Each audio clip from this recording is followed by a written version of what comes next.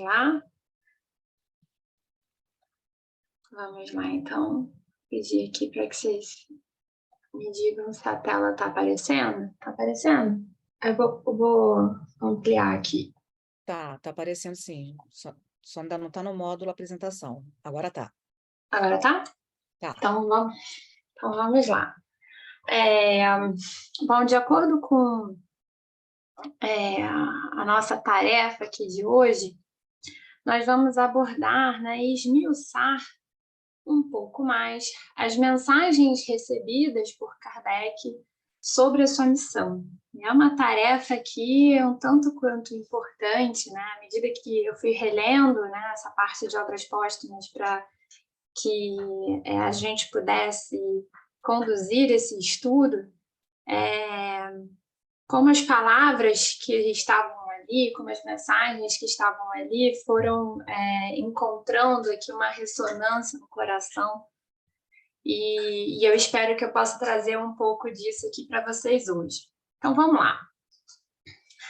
De acordo com a nossa missão aqui de hoje, né, a gente vai abordar, portanto, essas mensagens que Kardec recebeu antes mesmo, né, de iniciar o processo de sistematização, né, do Livro dos Espíritos, a primeira obra, né, do Pentateuco, que foi lançada em 1857.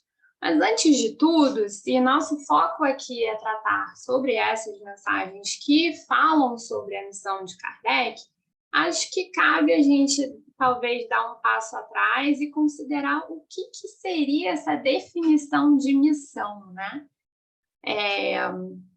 E aí, bom, resgatando aqui do dicionário, o que eles nos dizem, né? Missão é a tarefa que é dever de alguém realizar, encargo, incumbência. Então, a gente está falando de uma tarefa, né, de algo que precisa ser feito e precisa ser realizado por alguém, ou por um conjunto, né, de pessoas. É um trabalho oficial importante, em geral realizado por um grupo de pessoas, frequentemente em um país estrangeiro, no caso de missões estrangeiras, né? E aqui, na terceira definição, aquilo que se tornou responsabilidade de alguém, compromisso imposto ou adquirido, obrigação.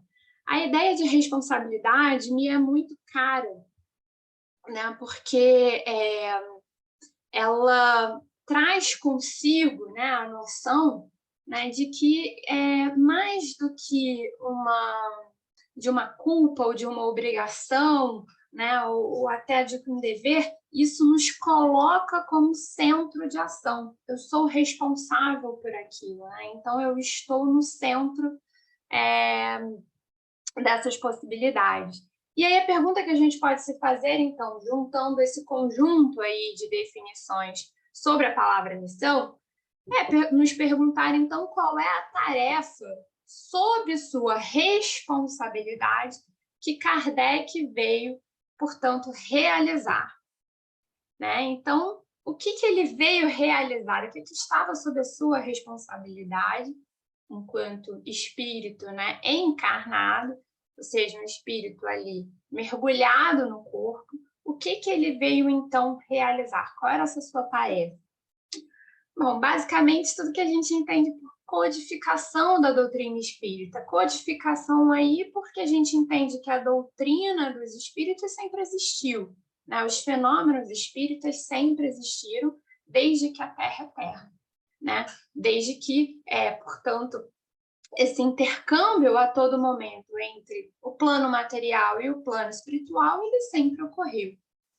O grande pulo de Kardec, ou melhor dizendo aqui, de acordo com os termos que a gente está utilizando, essa grande responsabilidade vem em codificar, né? Vem em sistematizar um conhecimento a partir de uma metodologia, né? A partir de um encadeamento, né? De uma proposta de sistematização de tudo aquilo que lhe foi dado por meio das mensagens mediúnicas, que a gente vai falar um pouco mais sobre isso. Mas então ele organizou, né? Ele compilou, né, o que os espíritos trouxeram e, portanto, organizou e sistematizou isso em livros, né? Para que efetivamente esse conhecimento pudesse ser disseminado. Então, nós temos aí uma tarefa em tanto, né? Uma responsabilidade e tanto que estava sob as mãos aí, né, de Kardec. Muito bem. Aí eu estava aqui pensando comigo mesmo, como é que a gente pode falar da missão dele, ou melhor dizendo, né, das mensagens que ele recebeu, sem antes caracterizar, digamos, essa base dele, né, esse pano de fundo, da onde ele veio. Eu não vou aqui fazer uma biografia de Kardec, porque, primeiro, quem sou eu? E segundo, que não é tanto o foco aqui da nossa tarde, né, de hoje. Mas acho que é importante a gente dar um pouco essa contextualização, principalmente profissional, porque isso enseja muito de como Kardec sistematizou, né, e compilou, codificou a doutrina espírita. Então, o seu mentor profissional, à época, era Pestalozzi, que é um educador muito conhecido, um educador suíço, muito conhecido à época, considerado pai dos órfãos, né? E educador da humanidade. Então, imagina você receber essa insígnia, né?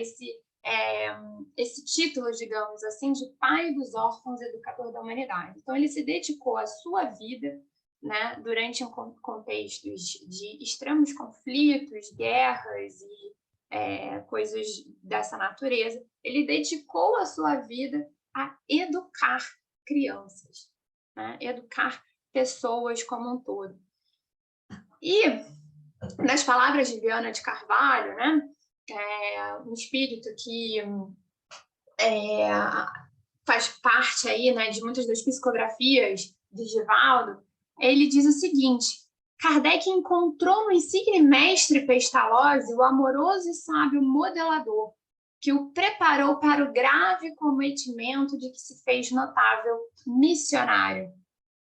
Então, você veja, a gente pode perceber, então, que existia essa missão, existia essa tarefa, e essa tarefa, ela foi devidamente assistida e conduzida desde antes, né? Desde o primeiro momento, quando Kardec se decidiu por ser um educador. Né? Então, antes dele ser o codificador, ele era um educador. E um educador tem, portanto, essa função de organizar o conhecimento para que esse conhecimento possa ser devidamente transmitido, né? E devidamente aprendido por aqueles que estão ali lhe ouvindo. Então, Kardec, ele fundou a Escola de Primeiro Grau em 1825 e a Instituição Rivail em 1826, e todas elas com foco na educação de crianças e jovens. E isso aqui é muito importante, né? Porque de fato, né, representa ali, portanto, uma preparação, né? Uma preparação para o que ele viria, uma preparação e uma construção do método, né? Na verdade, o próprio Viana de Carvalho, ele fala muito disso, que é de um método experimental, porque ele também não poderia fazer toda essa reunião de informações que ele viria a receber mais à frente, né? Ele não poderia fazer isso sem que não existisse um método, né? Sem que não existisse uma forma de organizar. Então, todos esses estudos prévios dele foram dando essa condição, intelecto, né? Enfim, moral também, principalmente na dedicação ao outro, né? Para que ele pudesse, mais à frente, compilar, né? Todas essas mensagens que vieram dos espíritos. Então, vamos começar aqui, efetivamente, como é que foi a cronologia da compreensão da sua missão, né? E eu fiz aqui propositalmente colocar a palavra compreensão de sua missão, né? Porque ele foi, ao longo do tempo,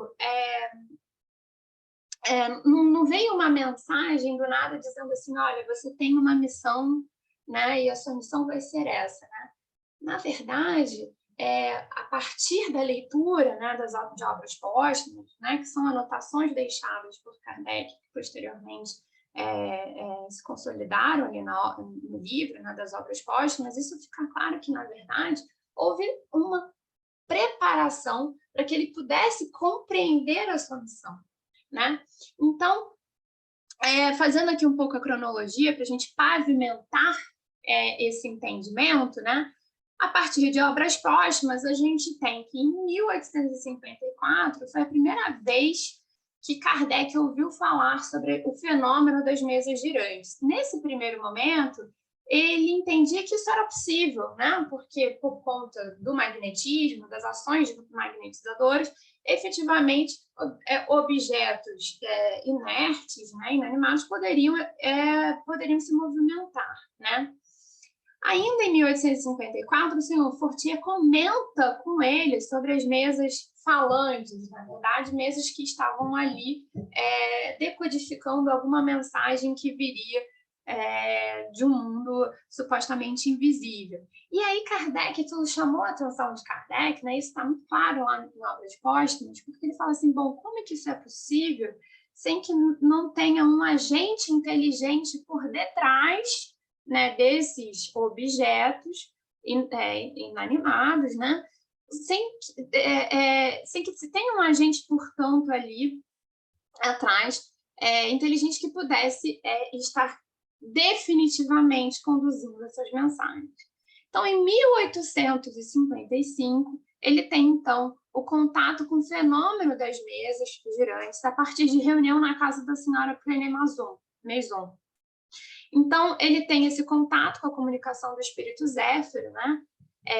E esse contato ainda é em estágios mais superficiais em termos de conteúdo, né? Então, a gente ali não tem nenhum aprofundamento ainda, né? Ou nenhum entendimento do que seria efetivamente a doutrina espírita e tal. A partir daí, né, uma vez que ele observou, né, esses fenômenos, né, passou a entender que eles aconteciam de formas repetidas em diferentes configurações, né, pôde então julgar esses fenômenos. Ele então iniciou os estudos sérios sobre o espiritismo, né, enquanto observação dessa nova ciência a partir de um método positivista, né, experimental. Portanto, ele não estava ali com a ideia de querer provar o que ele já sabia, ou utilizar de análises ou de vieses que eventualmente ele carregasse, né? Ele se preocupou, sobretudo, né, utilizando o método experimental de observar, comparar esses fenômenos sob diferentes circunstâncias e julgá-los. Muito bem. Ali, então, durante, né, esse período, ele escreve o seguinte: percebi naqueles fenômenos a chave do problema tão obscuro e tão controvertido do passado e do futuro da humanidade. Então, ali, quando ele passa a ter contato com essas mensagens iniciais, ainda no plano mais superficial, ele já consegue conferir a importância, né, aquilo que ele estava vendo, aquilo que ele estava observando. E aí ele descreve a solução que eu procurara em toda a minha vida. Agora, vocês imaginam observar ali esses fenômenos e ele ter esse clique, digamos assim, né? É como se a gente pudesse utilizar a figura, né, dos desenhos animados, né? Quando alguém tem uma ideia e aquela lâmpada, né, se ilumina aqui em cima. Eu imagino que possa ter sido um pouquinho assim, né? Ele fala assim, a solução que eu procurar em toda a minha vida. Então, a gente observa e fala assim, nossa, isso aqui faz todo sentido.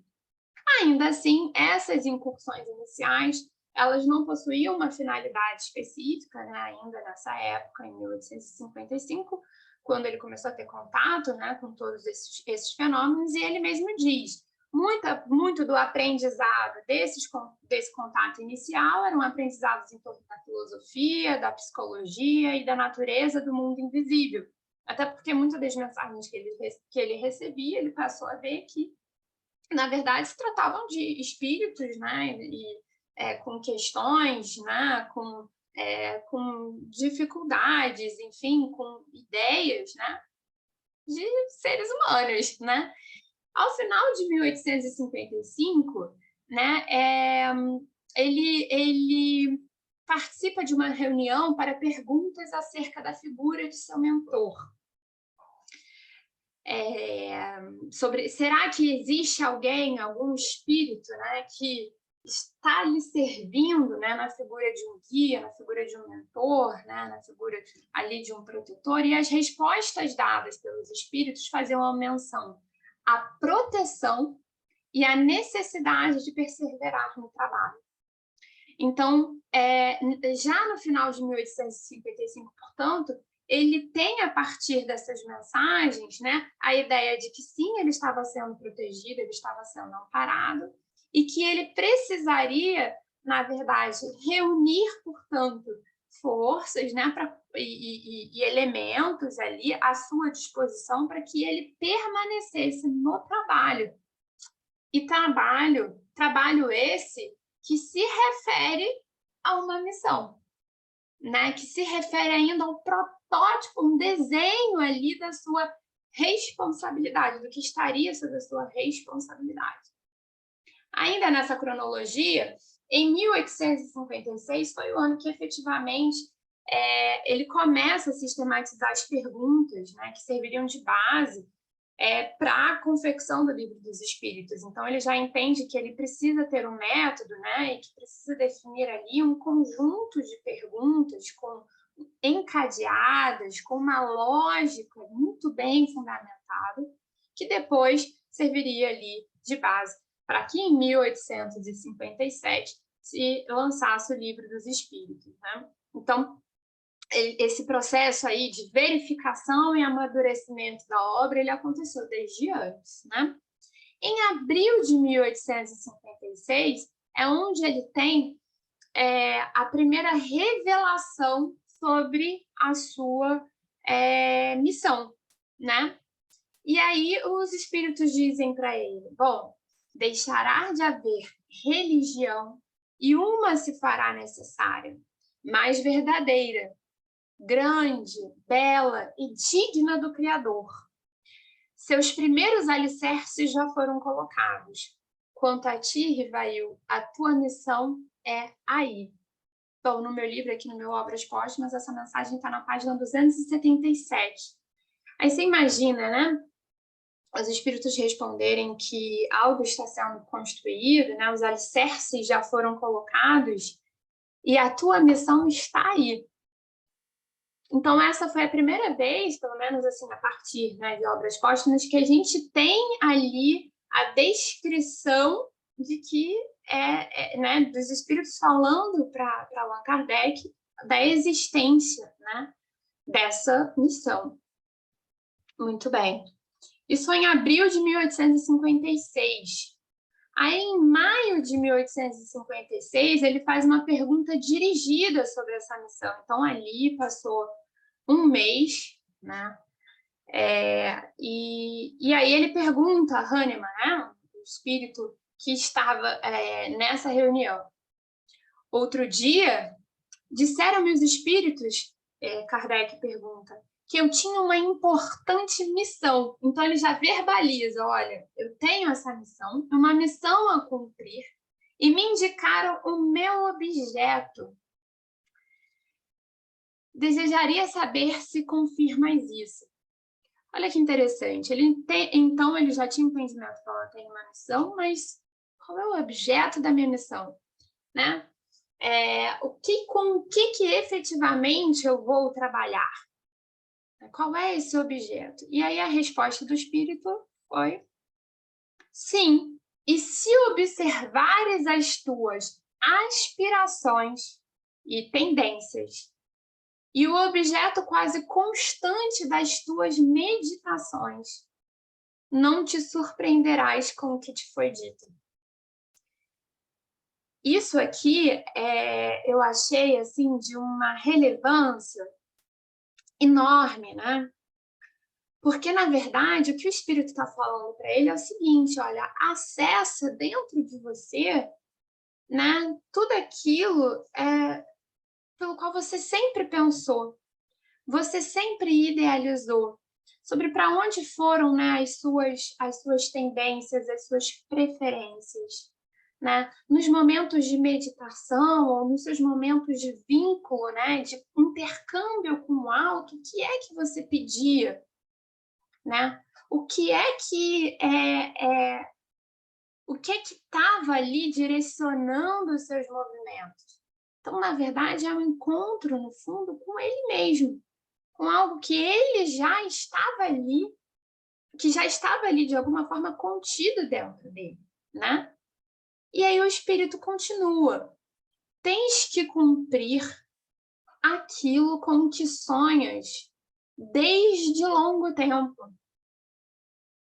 É preciso que nisso trabalhes ativamente para estares pronto, pois mais próximo do que pensas vem o dia. Então, tens que cumprir aquilo que sonhas desde longo tempo.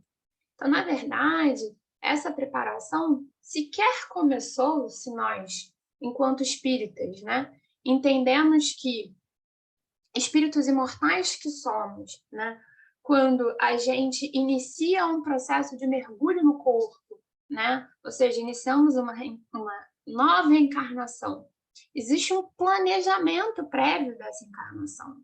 Obviamente que em maior ou menor grau, a depender dessa maturidade ou das condições desse espírito, dele mesmo também fazer parte desse próprio processo. Mas, de todo modo, existe uma finalidade naquele mergulho no corpo.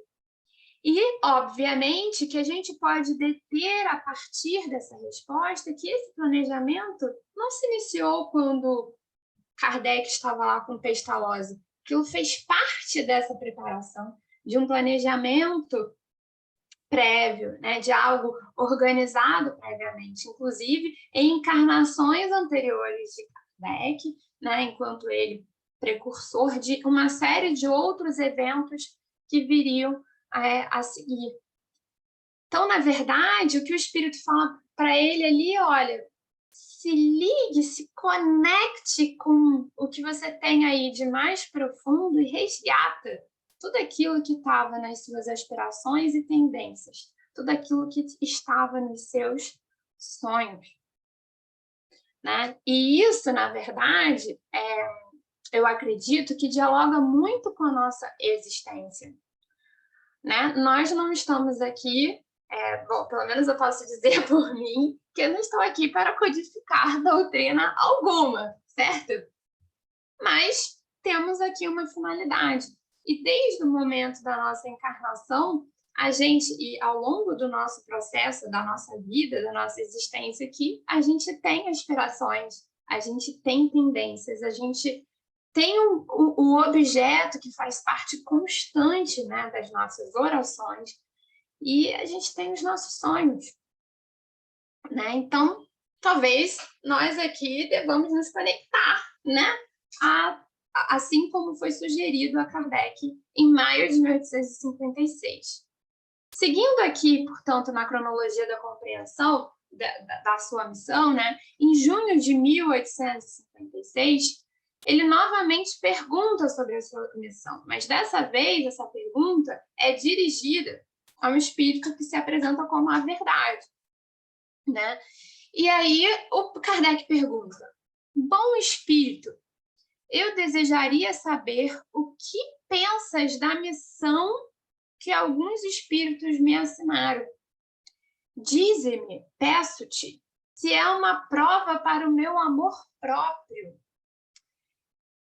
Essa preocupação aqui de Kardec, né, vamos fazer uma pausa aqui nessa pergunta. Essa preocupação aqui de Kardec, quando ele coloca prova para o meu amor próprio, já vem de um alerta, né, sobre a preocupação que ele tinha com a questão do ego, né? Porque ele já tinha, inclusive, lá em Obras Póstumas também está colocado, visto experiências de médiuns que sucumbiram, né, a essa visibilidade, né, conferida por intermédio da mediunidade, e que sucumbiram completamente, e que colocaram o ego em condição de superioridade em relação às outras instâncias do ser. Então, ele tinha uma preocupação, porque ele não podia, né, se deixar levar por afagos, por condecorações, né, e por reconhecimentos, né? Porque ele tinha algo muito maior a fazer ali. E aí ele continua então a pergunta: tenho, como sabes, o maior desejo de contribuir para a propagação da verdade, mas do papel de simples trabalhador ao de missionário em chefe, ou seja, ele tinha ainda, né, dentro de toda a sua humildade, a noção de que partir da condição de um simples trabalhador ao de um missionário em chefe, ou seja, daquele que vai executar uma tarefa sob sua responsabilidade, né? Foi isso que a gente viu lá no primeiro slide. A distância, diz Kardec, é muito grande. E não percebo o que possa justificar em mim graça tal. De preferência a tantos outros que possuem talento e qualidades de que não disponho. Ainda é humilde, né? E aí o espírito, né? O espírito da verdade responde: confirmo o que te foi dito. Não esqueças que podes triunfar como podes falir. Neste último caso, outro te substituiria, porquanto os desígnios de Deus não assentam na cabeça de um homem. Então, isso daqui atesta, né, aquilo que a gente conversa muito, né, em muitos dos nossos estudos, né, de que se por um acaso Kardec falhasse, né, nesse processo de codificação, a tarefa em si iria ser, né, realizada por outra pessoa, porque ela fazia parte de algo muito maior. Então, existia essa confiança, né? E essa conjugação de forças para que essa tarefa fosse realizada. E aí, o Espírito da Verdade, ele finaliza, olha, ela somente pode justificar-se pela obra realizada, né? Então, todo esse esforço, né, tudo que Kardec viesse a fazer, ele só se justifica se essa obra efetivamente ela fosse realizada. E tudo ainda nada fizeste. Mas por quê? Porque ele estava exatamente nesse início, né, nesse princípio do trabalho, da sistematização das ideias. Se a cumprires, os homens saberão reconhecê-lo. E cá estamos nós, em 2022, reconhecendo, né, toda essa disposição, né, e essa dedicação a realizar essa obra, né, tantos e tantos anos depois, assim como foi falado para ele também. Muito bem. Ainda em junho de 1856, nessa mesma sessão com o Espírito da Verdade, né, Kardec pergunta: que causas poderiam determinar o meu malogro? Seria a insuficiência das minhas capacidades? Então, ele estava ali preocupado, né? O que poderia, na verdade, vir a ser um problema, né? Ou uma dificuldade, e que, eventualmente, a tarefa pudesse ser prejudicada, né? E aí ele pergunta, seria em virtude das minhas competências, né, das minhas capacidades? E aí, o Espírito de Verdade, ele responde, não. Então, não. Seria insuficiência das minhas capacidades? Não. Mas a missão dos reformadores é prenhe de escolhas e perigos. Então, existe o livre-arbítrio, né? O Espírito de Verdade, ele conduziu essa resposta querendo dizer, existe o seu livre-arbítrio, existe uma tarefa que precisa ser cumprida e existe o seu livre-arbítrio no processo de escolhas que você, enquanto mergulhado na carne, encarnado irá fazer. E, obviamente, que todos nós, quando iniciamos esse processo de reencarnação, estamos sujeitos a perigo. E aí, o Espírito de Verdade continua, não suponhas que te baste publicar um livro, 2 livros, 10 livros que seja, para em seguida ficares tranquilamente em casa. Tens que expor a tua pessoa. Então, fica aqui uma primeira pergunta. nós temos a nossa tarefa, né? Nós temos algo, um objeto que está sob a nossa responsabilidade. E aí, quando a gente ouve o Espírito de Verdade falando assim, tens que expor a tua pessoa. Quem somos nós? Né? O que nós estamos fazendo agora? Então, numa palavra, terás de sustentar uma luta quase contínua com o sacrifício do teu repouso, da tua tranquilidade, da tua saúde e até da tua vida, pois sem isso viverias muito mais tempo. Então, o Espírito está antecipando. Olha, você vai passar por muitas dificuldades, né? Você vai ter o sacrifício do teu repouso, você vai ter o sacrifício da sua tranquilidade e até da sua saúde, né? Por conta das horas e horas e horas de dedicação ali àquele trabalho, né? Ele mesmo relata, né? Do próprio ritmo, né? De trabalho intenso durante esse processo. Então, Kardec, na verdade, ele estava submetido a vicissitudes da vida, né? Tal e qual nós estamos também submetidos a desafios da vida, desafios que tiram a nossa tranquilidade, que tiram o nosso repouso, que ocupam os nossos pensamentos e que muitas vezes até impactam a nossa saúde. E aí o Espírito de Verdade diz, ora bem, ou seja, oremos. Para tais missões não basta a inteligência. Faz-se mister primeiramente para agradar a Deus, humildade, modéstia e desinteresse. São indispensáveis coragem, perseverança e inabalável firmeza. Da necessidade, prudência e tato. Exigem-se, por fim, devotamento, abnegação e disposição a todos os sacrifícios. Vês assim que a tua missão está subordinada a condições que dependem, sobretudo, de ti. Então, na realidade, obviamente, que nós não estamos aqui codificando nenhuma doutrina, né? E não estamos também em um cenário que Kardec estava ali submetido, né? Mas cada um tem essa sua tarefa, né? Cada um tem a sua missão. E essa missão nossa, enfim, esse objeto que está sob nossa responsabilidade, mesmo que a gente não queira conferir o peso que uma missão tem, que a palavra missão tem, mas temos certamente responsabilidade, né? Tarefas sob a nossa responsabilidade. E que, na verdade, essa tarefa ela está subordinada a condições que dependem, sobretudo, de nós.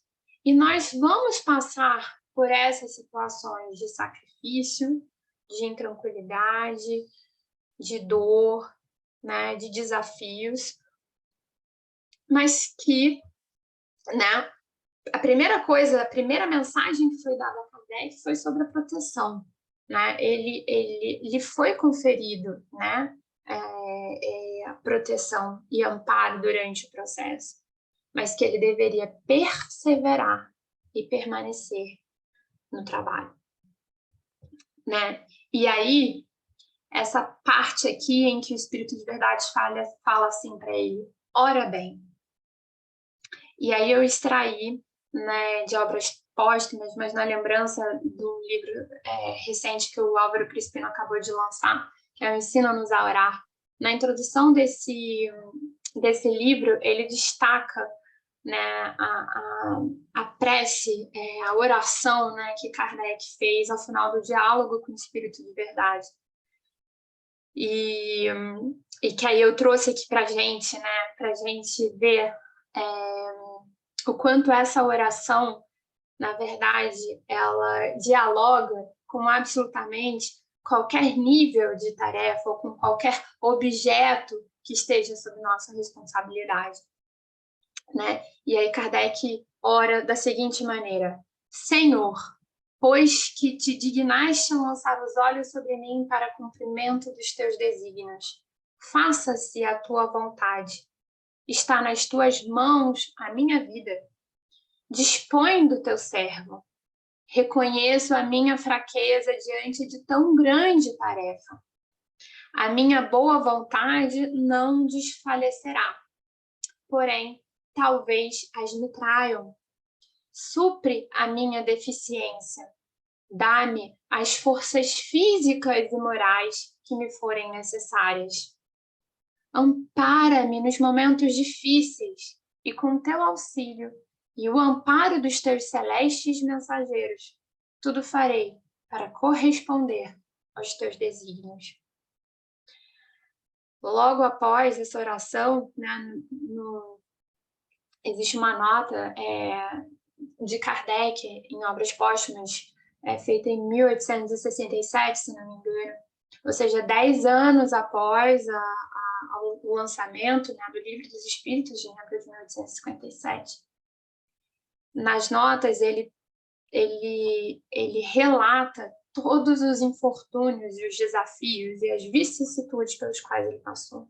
Então, ele passou por situação de traição, ele passou, de fato, por situação de cansaço, ele passou por desfalecimentos, né, por desafios inúmeros, e ele relata, né, então, que, de fato, tudo aquilo que os espíritos haviam preparado ele previamente, né, de que, olha, serão relevantes, né, os percalços até aqui, você precisa perseverar na tarefa, e, de fato, tudo isso aconteceu. Mas que ele termina, né, falando que tudo valeu a pena, dado que o que se extraiu ali em termos de ensinamentos morais cobre em absoluto todas as dificuldades e os desafios que foram vividos. Então, nunca faltou proteção. É óbvio que a tarefa de Kardec era uma tarefa muito ampla, muito significativa, representativa. E é certo também que ele vinha se preparando há muito tempo, não só na reencarnação enquanto Allan Kardec, mas em encarnações anteriores, inclusive na erraticidade, no momento de planejamento da sua encarnação, né, enquanto Allan Kardec. E ele, essa preparação e essa tarefa, de fato, era algo que a gente sequer consegue, talvez, imaginar, né? Mas nós temos o nosso quinhão, nós temos aqui essa nossa tarefinha, né, digamos assim, essa nossa pequena tarefa. E nós estamos submetidos a tudo isso. Então, quando a gente eleva os nossos pensamentos, quando nós nos dirigimos ao alto e a gente fala: Senhor, lançai os olhos sobre mim para o cumprimento dos teus desígnios, a gente está, acima de tudo, confiando na vida. Confiando, né, no que foi planejado anteriormente. Confiando naquilo que está, sobretudo, sob o nosso alcance. Né, que está sob as nossas capacidades. Veja que nenhum espírito virou e falou para ele: você não tem capacidade para isso, você não tem condições suficientes para isso. Isso nunca foi falado. Falou assim: não, esse não será o seu desafio. O desafio será perseverar na tarefa mesmo diante, né, de tantas vicissitudes, mesmo diante de tantos desafios.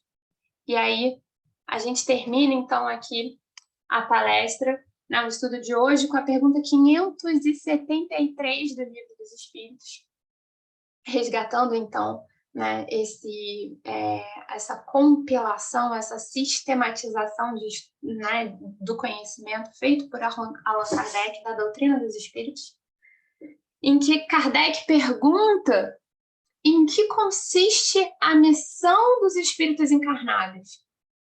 Então, eu, Júlia, tem uma missão.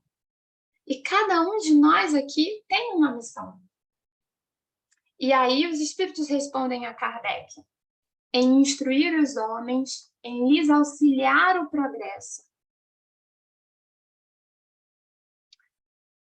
em lhes melhorar as instituições por meios diretos e materiais, As missões, porém, são mais ou menos gerais e importantes. O que cultiva a terra desempenha tão nobre missão como o que governa ou o que instrui.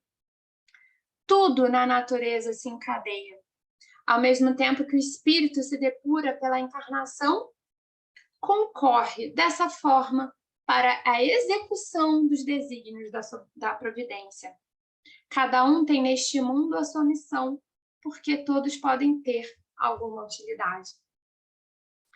E aí, eu deixo essa pergunta aqui para nós refletirmos. No dia de hoje e nos dias que seguirão, qual será a nossa tarefa? Temos nós, enquanto espíritos encarnados que somos, uma tarefa sob nossa responsabilidade, que planejamos previamente, e que, enquanto espíritos encarnados, temos como dever auxiliar aqueles que auxiliar, tirando os grilhões que nos impedem de nos aproximar ao outro, de colocar o outro na centralidade das nossas ações. E que, de maneira ao fazer isso, nós nos aproximamos também daquilo que foi acordado em momento prévio, momento anterior, seguindo, portanto, a execução dos desígnios da providência, né? Estamos aqui, precisamos confiar muito, né, do que os espíritos encarregados da nossa existência, eles combinaram conosco, né? O que nós iríamos fazer, sobre qual tarefa estaria sob nossa responsabilidade, e essa confiança e essa esperança é profundamente importante para que a gente siga adiante. Então, vamos refletir, orar, consultar os nossos corações e nossas mentes para identificarmos qual é o objeto da nossa tarefa. Está nas nossas aspirações, está nas nossas tendências e está também nos nossos sonhos. Muito obrigada, queridos, pela oportunidade de estar aqui com vocês hoje.